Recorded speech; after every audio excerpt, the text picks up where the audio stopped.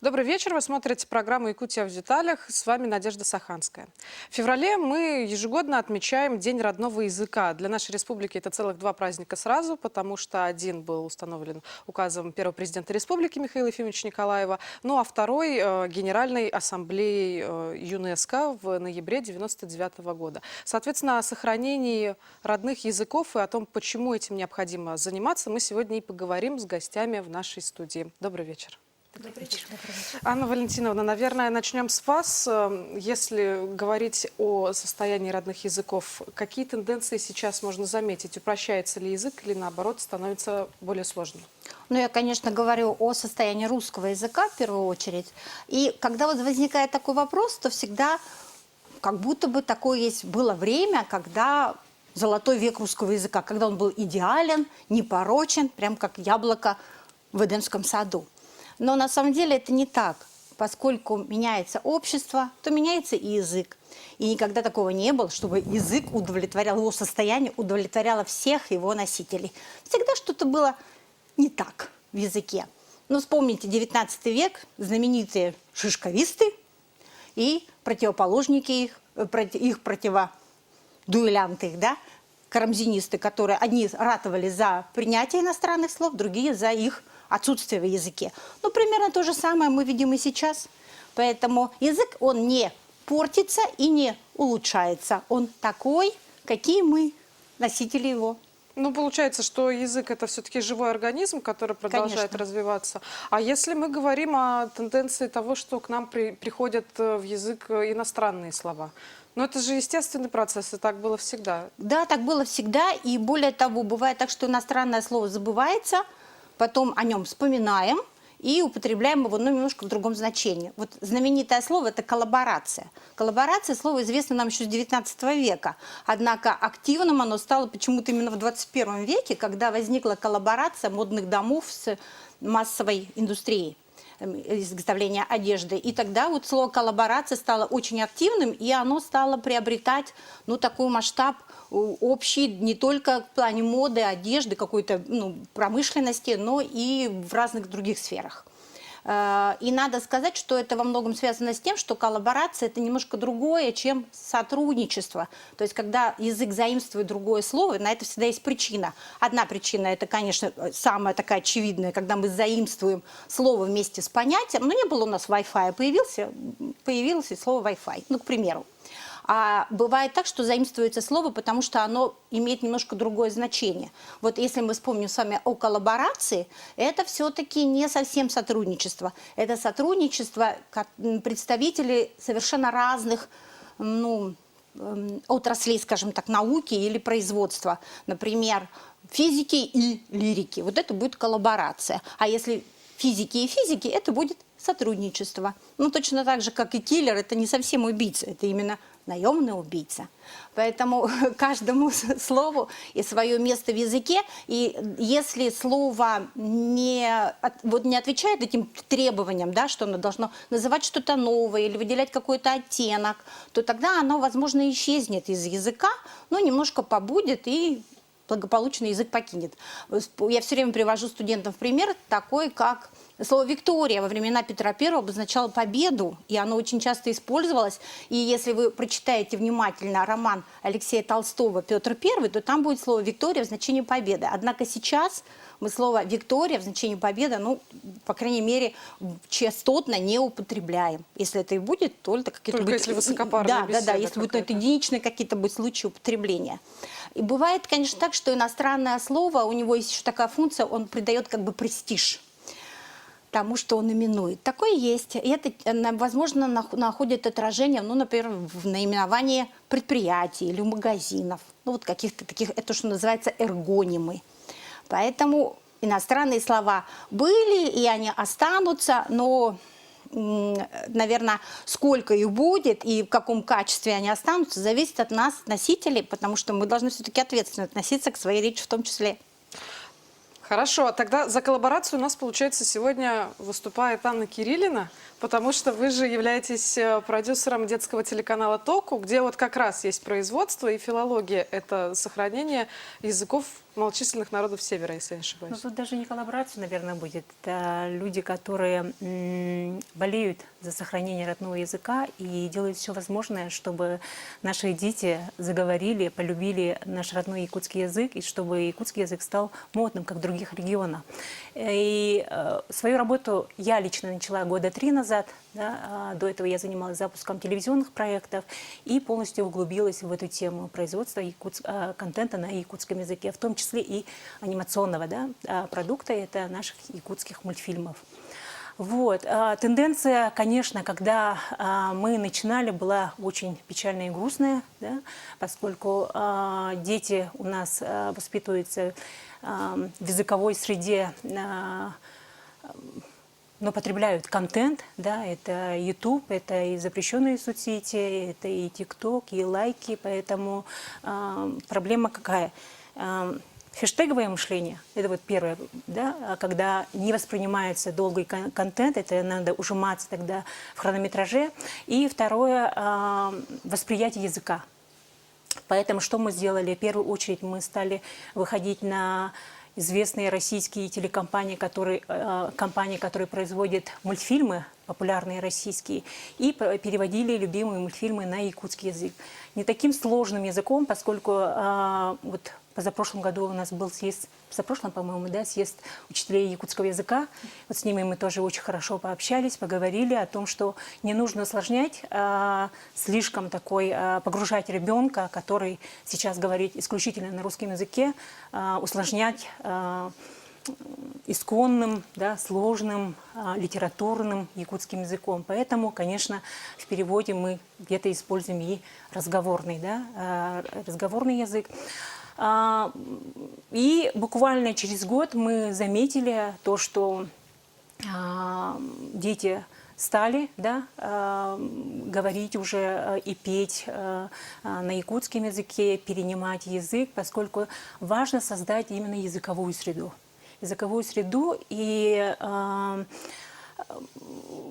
родителям тоже нужно очень хорошо поработать в этом плане, поскольку, ну, сейчас, конечно, отрадно. Очень многие мамочки, да, собираются в группы. Вот этот Кёригай, да, тоже очень хорошая есть общественная группа, да, активистов, мамочек, которые устраивают встречи, устраивают мероприятия для малышей, для мам, да, именно в этом направлении. Яна Угарова тоже очень активно работает в этом направлении. Да. Вот она как раз создает коллаборации, да, привлекает людей из разных сфер и проводит даже в каждые 3 месяца, по-моему, 4 месяца, вот и какие-то активности. Очень много фестивалей появилось, очень много желающих делать и производить контент на родном языке. Это все положительно сказывается на сохранении, популяризации нашего родного языка.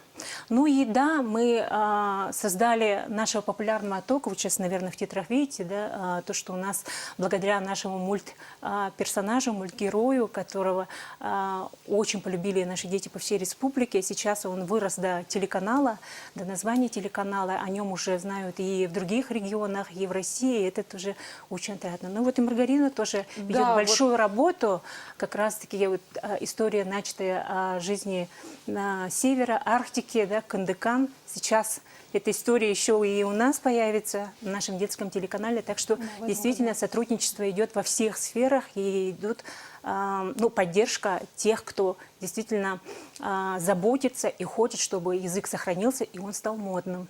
Вот если продолжать тему проекта Кандыкан, чем он сейчас живет? Космосом. Но мы не сдаемся, у нас планы такие же остаются, покорить мир, вот, чтобы Кандыкан стала таким узнаваемым этносимволом.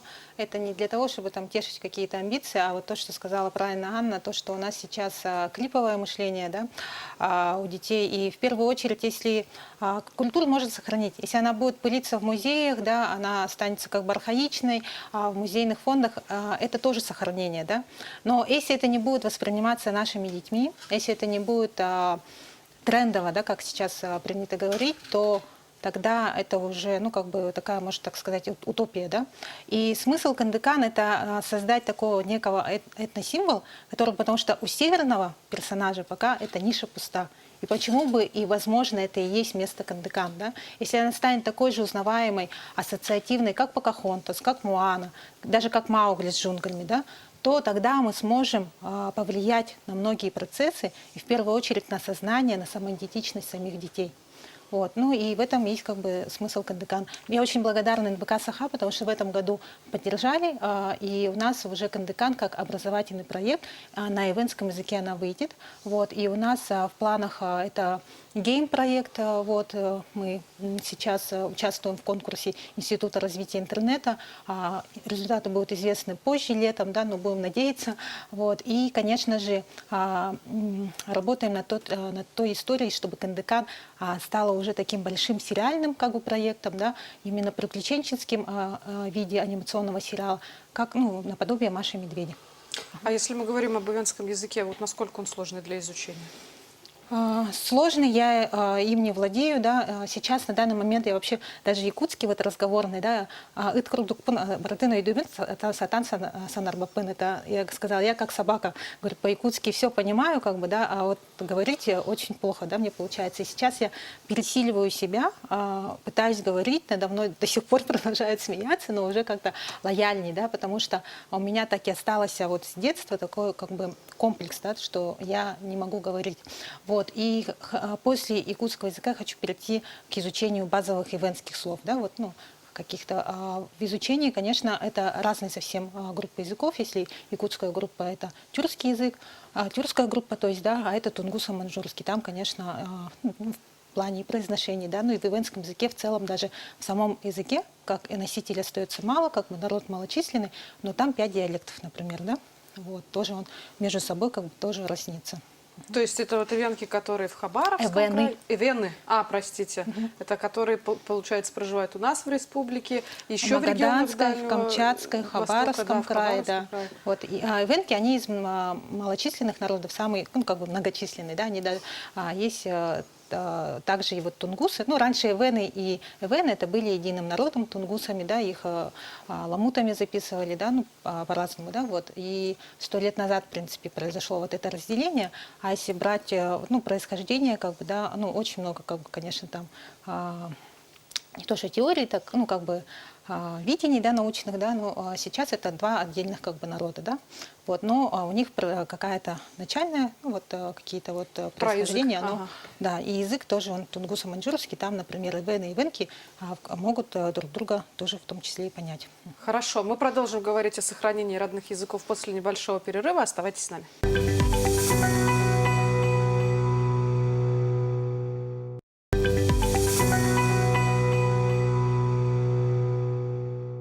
Вы смотрите программу «Якутия в деталях». Мы продолжаем. Сегодня мы говорим о сохранении родных языков.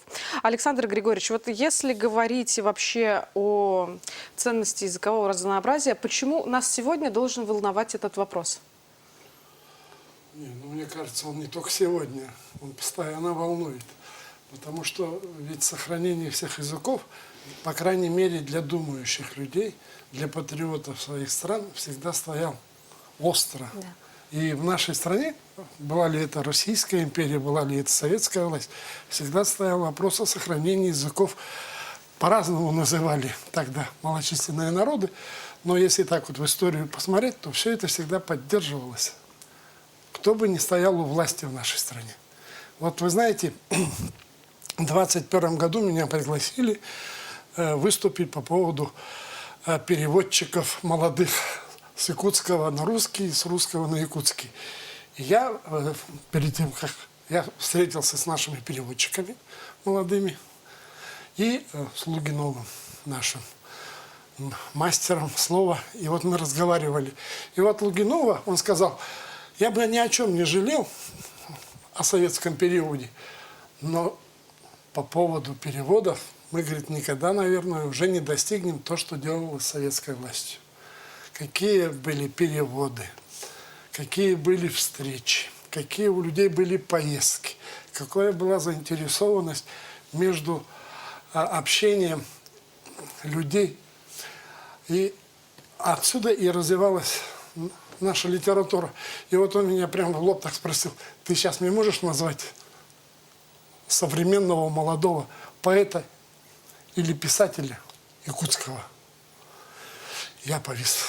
Потому что на самом деле, нет, я так знаю, кто пишет, но чтобы сказать в том понимании, как это говорилось о братьях Сафроновых, например, что это писатель, да? Когда ты говоришь, что это, да, это писатель. Там Залугинов, да, это писатель. А можно ли про наших нынешних писателей так говорить, это уже вопрос. Поэтому у нас это стояло, стоит и будет дальше стоять. Вот буквально неделю назад глава нашей республики провел комиссию, которая, ну, так и называется, о сохранении языков. И там как раз вот был вопрос о том, о чем сейчас мы тут и в перерыве разговаривали. И проблемы именно о якутском языке. И там очень интересные цифры были приведены. И о том, что, правда, у нас это серьезная сейчас проблема. Многие якуты считают свой родным и якутский, и русский. Понимаете? А есть якуты, которые считают своим родным русский. Я, как русский, наверное, может быть, я и радуюсь. А как якутянин, меня это очень огорчает. Вы знаете, вот у меня уже говорила здесь подруга моя по жизни, Яна Угарова. И вот мы с ней были в школе в одной. И сидят ребята, ну, в основном мать свои якуты. Я их спрашиваю, объясните мне. Вот я говорю, иду по улице, меня обгоняет красивая якутская пара, молодая. И они между собой разговаривают на русском языке. Почему? Ведь они вдвоем, там, нет у них никаких преград, там, знаете, там еще чего-то, чтобы кто-то, Бог, что-то не подумал, или еще чего-то. Почему они общаются? Ведь между собой-то они могут на родном языке общаться. И когда мы стали с ними разговаривать, в конце концов я у них виноватым стал. Почему? Что я чуть ли тут не хочу загнобить, молодежь не понимаю, что-то со своим тут старческим маразмом лезу, что-то я им тут диктую, нам удобнее. Они стали защищаться, они стали нападать почему-то. И мне задумалось, я не буду говорить, какая это школа. Мне кажется, что-то в школе упущено. Потому что я всегда привожу в пример армян. Армяне, где бы ни жили, их дети знают армянский язык. Тогда, может, это вопрос семьи? Конечно. Я впервые... И вот, когда у Айсен Сергеевич выступали, там это одно из главных и прозвучало. Да, конечно, мы должны в образовательных учреждениях что-то делать, на предприятиях, на телевидении. Все это делается. Но если это не будет популяризироваться, пропагандироваться в семье, все это будет бесполезно. Поэтому мне еще раз кажется, что тут всем серьезно надо задуматься над тем, что...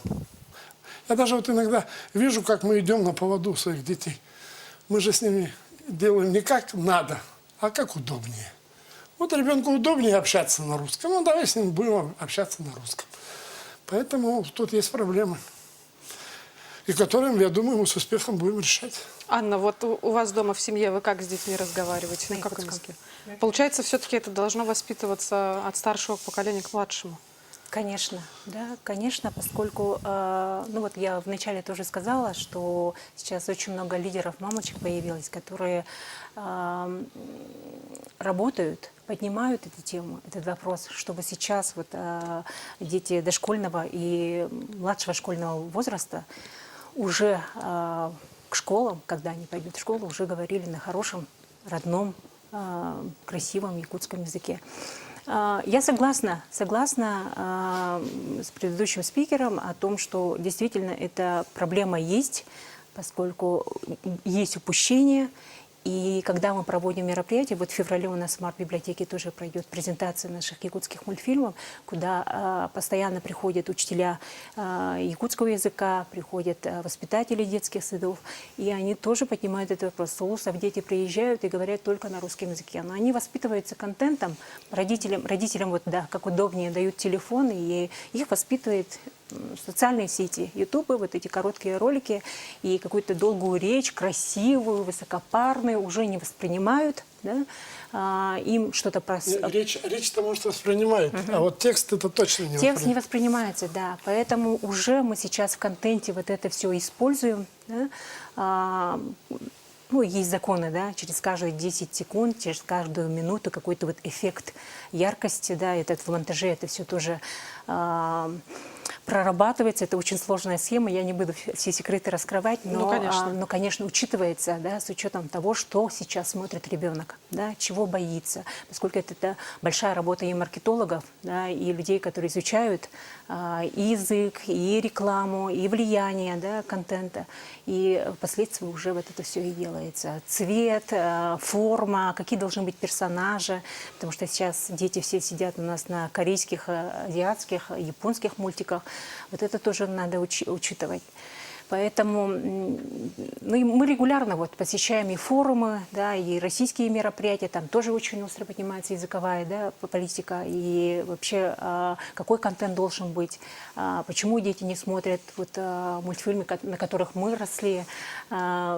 Есть, конечно, родители, я не говорю про всех, есть родители, которые действительно воспитывают на наших любимых русских народных сказках, да, уже включают пластинки, вот эта мода пошла сейчас тоже, это очень радует, отрадно тоже подмечать, и хочется, чтобы и якутский язык тоже развивался в этом направлении. Что касается автора, сейчас очень много молодых появляется, мамочки, которые сидят в декретном отпуске, хотят писать сценарии, и хочется, чтобы вот эта школа развивалась, сценаристов, авторов, поэтов, песенники нужны нам, да, чтобы хорошие детские песни были, потому как ну, филологи тоже, преподаватели подтвердят, что на поэзии действительно человек интеллектуально развивается, да, на литературе, поэтому очень важно, чтобы появились новые имена, новые лидеры, чтобы появились громкие имена, которые ну, дети смотрели бы и прям хотели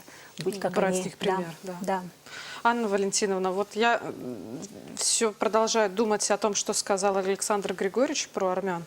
То, что они знают мало того, что свой родной язык, и где бы они ни были, да, они изучают еще, например, в России русский язык, а если они будут еще где-то там, не знаю, скажем, в Америке жить, английский, да.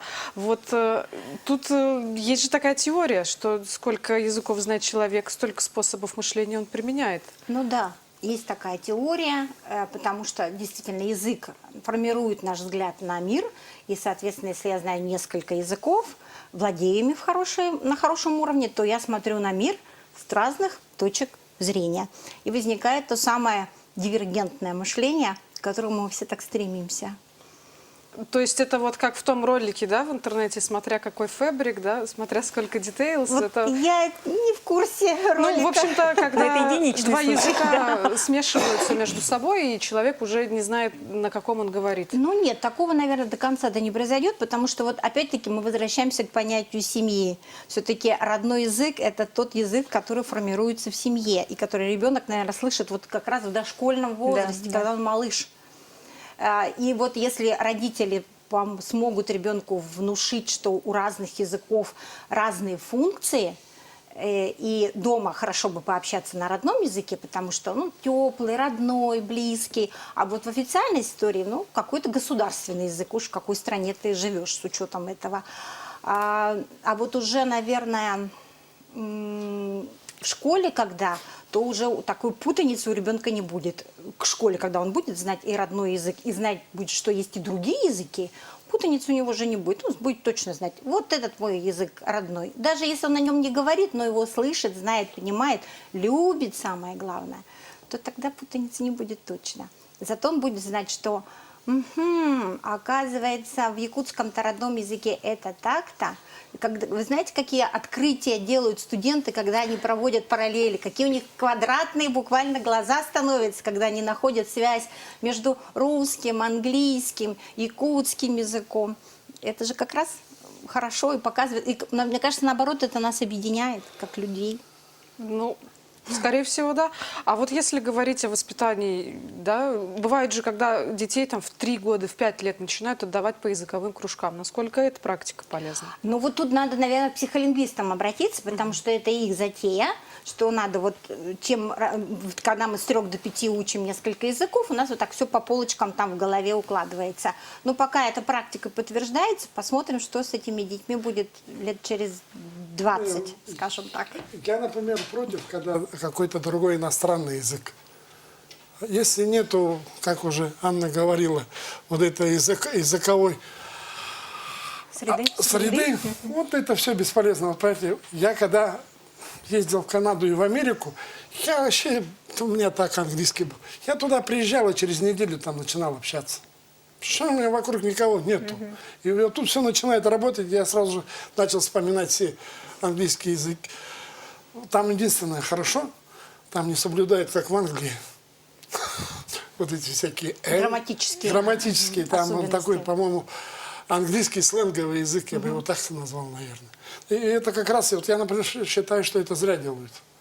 Вот лучше свой родной изучайте. И еще я вот тоже эту тему хотел задеть. Начиная с 90-х годов, особенно если помнят, у нас хотели научить русское население говорить по-якутски. Чем бы я лично какие только курсы не посещал, что я только не пытался сделать. Она, наверное, даже была свидетелем таких. Суть-то в другом. Я, еще будучи депутатом 4-го созыва, я там нашим ученым задал. Я говорю, зачем вы меня учите по-якутски писать? Или зачем вы меня учите по-якутски читать? Вы меня научите понимать и говорить. И у нас, к сожалению, вот за 30 лет вот эту методику не отработали. А мне кажется, надо было просто русскому населению как-то вот методически дать, чтобы мы по-якутски могли понимать и могли бы на нем общаться, говорить. Например, в Узбекистане Хотя русские... Опыт был. Опыт был. В Узбекистане И мобильные русские- приложения сейчас сделали, да. Русские, которые живут в Узбекистане, они же практически все знают узбекский и говорят по-узбекски.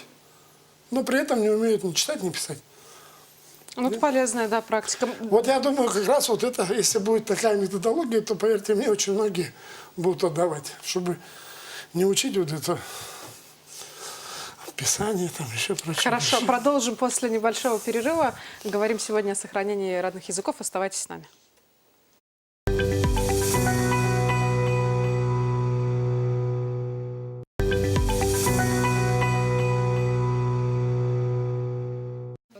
Вы смотрите программу «Якутия в деталях». Сегодня говорим о сохранении родных языков. Вот да, Маргарита, в перерыве мы разговорились. Тему всю эту завел Александр Григорьевич по поводу изучения родных языков. Вот вы учились, оказывается, в якутской школе. Да, в якутском классе училась, в экспериментальном, в 23-й школе.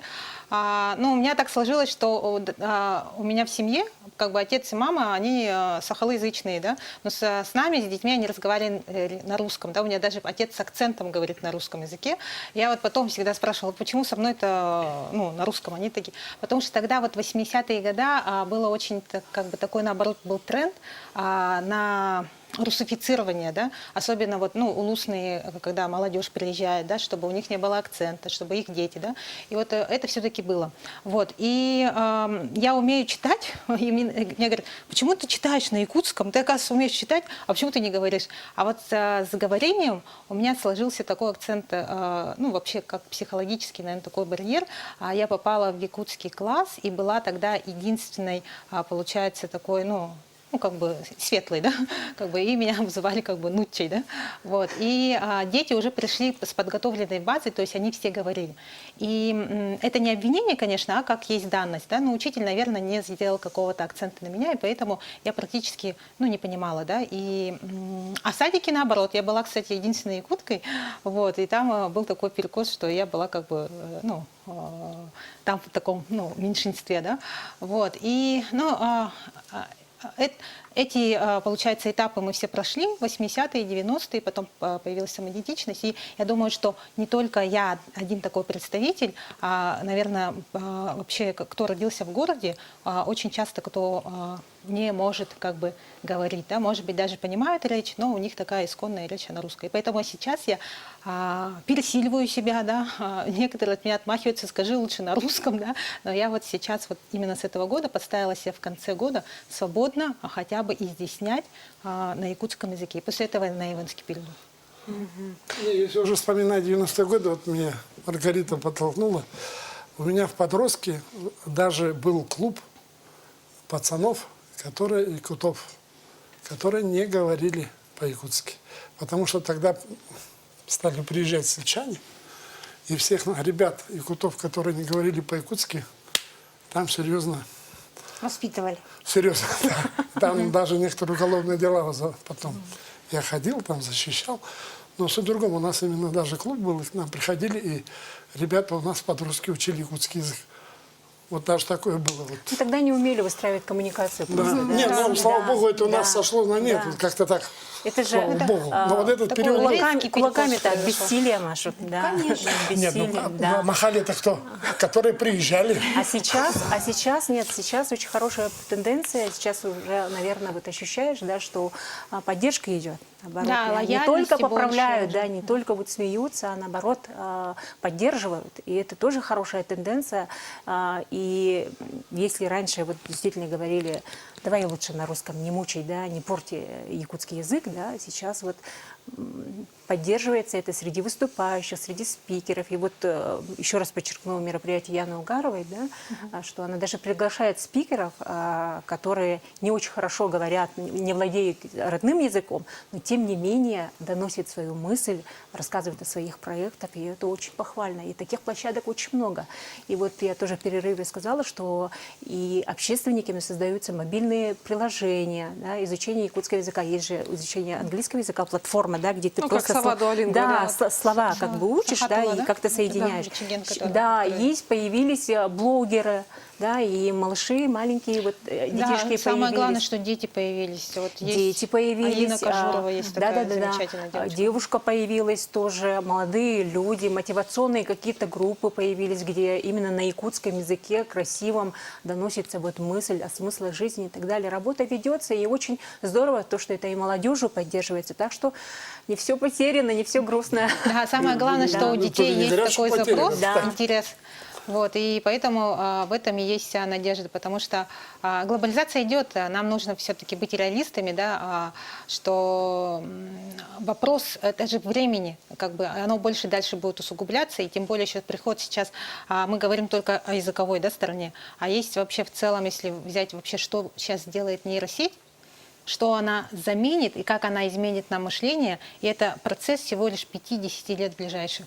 Та жизнь, которая у нас была, ее не будет уже никогда такой, да? Ой, ну такая Вот. неутешительная тенденция. Но это же нормальный процесс, естественно. Перестроимся. Это как естественный отбор, потому что дети сейчас появляются, вот, ну, клиповое мышление. Это же деградация мозга. Мы самих уже у всех, наверное, клиповое мышление, мы не можем сфокусироваться Больше там, минуты, на да, не каких-то воспринимается уже. задачах, да, вот это расфокус. И появляется молодежь, и появляются дети, которые, наоборот, очень сфокусированы, которые очень глубоко мыслят, которые не по годам как-то мудры. И вот, мне кажется, сейчас идет еще такая тенденция, да, у человечества, когда какой-то потенциал, ну, он как бы больше будет выявляться, потому что нам конкурировать даже и в плане языков придется с нейросетью, с искусственным интеллектом. И это будущее наших детей. Как с этим жить, Анна Валентиновна? Ну вот, когда я слушала этот наш разговор, то я подумала, что, в принципе, это те же проблемы, которые возникают при преподавании, например, русского как иностранного, да? Китайцы к нам приезжают, к нам сейчас очень много приезжают арабов. Если вы зайдете в университет, вы, наверное, удивитесь разнообразию оттенков кожи, которые представлены в нашем университете. И я думаю, что вот как раз по поводу того, чему учить, да? И если действительно якутский язык учить, там, начиная с классиков якутской литературы и сразу давать человеку прекрасный якутский язык, не слушать, а читать, но это точно так же, как китайцу дать почитать сразу Чехова.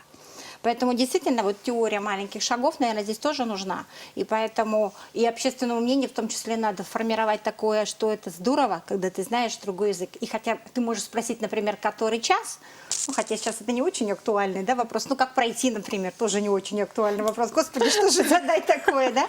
Ну, в любом случае, какие-то есть названия продуктов, какие-то элементарные действия, которые бы хорошо, чтобы были вот такие популяризированы и на русском, и на якутском языке. И с этого момента уже начать двигаться к дружбе языков. И вспомните слова знаменитые, да, «два языка, два родника». Ну, почему бы нам не пить воду из того и из другого языка? Вернуться к хорошей традиции. Да, очень хорошо. Лучший подарок – это книга. Вот я, например, уже лет 10 дарю книги. Нравится это имениннику или нет? Я обязательно дарю книгу. Поэтому мне кажется, что это очень хорошая была традиция. И почему от нее отошли, я не знаю. Но это так, в продолжение.